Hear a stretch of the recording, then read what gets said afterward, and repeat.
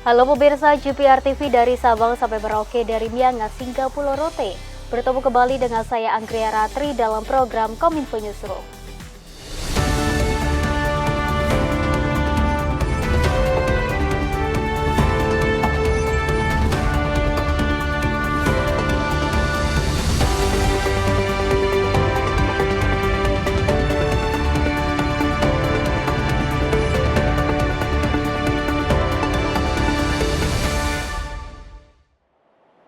Kita ke informasi yang pertama pemirsa. Menteri Koordinator Bidang Pembangunan Manusia dan Kebudayaan Muhadjir Effendi mengimbau masyarakat untuk tidak tergoda meminjamkan nomor rekening bank demi mendapatkan imbalan. Dalam konferensi pers di gedung Kemenko PMK Jakarta, Muhadjir menegaskan nomor rekening tersebut bisa terkait aktivitas judi online atau dijual ke pihak lain serta ada ancaman pidana bagi yang memfasilitasi.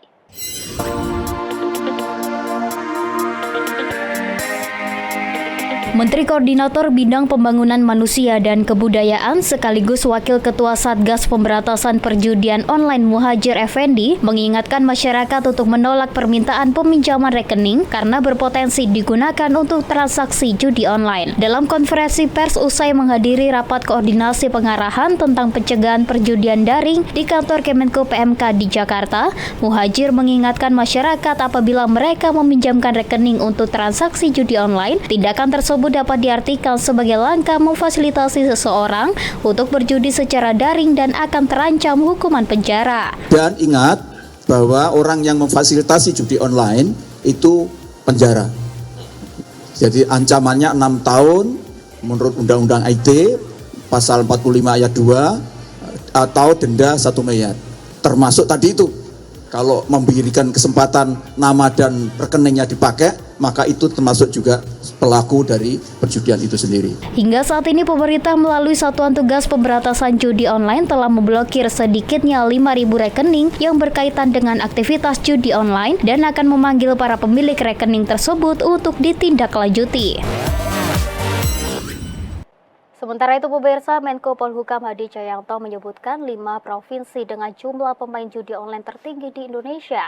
Provinsi Jawa Barat menjadi provinsi dengan jumlah pemain terbanyak dengan jumlah mencapai 535.644 orang dengan total transaksi yang beredar mencapai 3,8 triliun rupiah. Usai rapat koordinasi pengarahan tentang pencegahan perjudian daring di kantor Kemenko PMK Jakarta, Menko Polhukam Hadi Cahyanto menyatakan hampir seluruh provinsi di Indonesia terpapar judi online alias judol. Berdasarkan data Pusat Pelaporan dan Analisis Transaksi Keuangan, ada 5 provinsi dengan jumlah pemain dan transaksi judol terbesar di Indonesia. Kelima provinsi tersebut diantaranya pertama Provinsi Jawa Barat dengan pelaku sebanyak 535.644 dan nilai transaksinya 3,8 triliun rupiah. Provinsi kedua adalah Daerah Khusus Jakarta, pelakunya sebanyak 238.568 dengan total 2,3 triliun rupiah. Ketiga yakni Jawa Tengah dengan jumlah pemain 201.963 dan jumlah transaksi mencapai 1,3 triliun rupiah. Keempat yakni Provinsi Jawa Timur, jumlah pemainnya ada 135.227 dan angka keuangan mencapai 1,51 triliun rupiah. Dan yang kelima yakni Banten, pelakunya 150.302 dan uang yang beredar di sana adalah 1,22 triliun rupiah. Hadi juga menyebutkan 5 kabupaten kota dengan jumlah transaksi peredaran uang terbanyak. Sedangkan tingkat kabupaten, kita ambil 5 yang terbesar saja, yaitu Kota Administrasi Jakarta Barat, 792 miliar. Kota Bogor 612 miliar, Kabupaten Bogor 567 miliar, Jakarta Timur 480 miliar, Jakarta Utara 430 miliar. Terlepas dari 5 provinsi hingga kabupaten ini, Hadi menegaskan sebenarnya semua provinsi sudah terjangkit judi online. Oleh karena itu, pihaknya bakal mengumpulkan seluruh camat hingga kepala desa se-Indonesia agar terlibat dalam pemberantasan judi online. Dan tindakan kami segera akan mengumpulkan para camat, kemudian para kepala desa, lurah, untuk turut serta memberantas dan harus bertanggung jawab bahwa di daerahnya dijadikan sarang untuk bermain judi online, khususnya warganya. Dan nanti akan kami berikan namanya, nomor handphonenya, alamatnya di mana.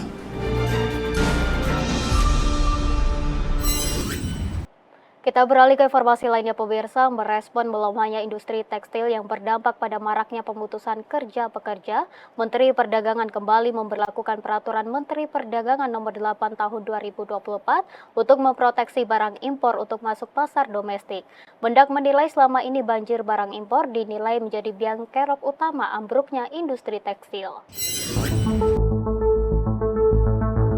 Presiden Republik Indonesia Joko Widodo menyelenggarakan rapat terbatas dengan sejumlah menteri kabinet untuk menanggapi banyaknya industri tekstil lokal yang gulung tikar. Di kesempatan itu, Menteri Perdagangan Zulkifli Hasan menyatakan bahwa pemerintah akan mempertimbangkan kembali Peraturan Menteri Perdagangan Nomor 8 Tahun 2024 yang merupakan perubahan atas Permendak Nomor 36 Tahun 2023 tentang kebijakan dan pengaturan impor. Pemberlakuan kembali aturan tersebut merupakan usul dari Menteri Perindustrian Agus Gumiwang Kartasasmita yang diharapkan bisa membendung gelombang PHK yang dialami industri tekstil. Tapi tadi disepakati kita pakai instrumen pengenaan untuk TPT dan pakaian jadi, kemudian elektronik, alas kaki dan keramik, ya, tas, ya alas kaki, tas beda ya, tas, alas kaki, pakaian jadi, keramik, elektronik dikenakan BMPT dan biaya anti dumping. Sebelumnya, Menperin mendorong penerapan hambatan perdagangan internasional melalui trade remedy seperti pemberlakuan biaya masuk tindakan pengamanan serta biaya masuk anti dumping untuk menjaga industri tekstil dan produk tekstil dalam negeri. Untuk mewujudkan hal tersebut, Menperin mengatakan pihaknya terus berupaya meningkatkan penyerapan produk tekstil dan produk tekstil di pasar domestik. Namun, daya saing industri ini terganggu oleh importasi produk sejenis, terutama produk tekstil dan produk tekstil hilir dalam jumlah besar, baik yang masuk secara legal maupun ilegal.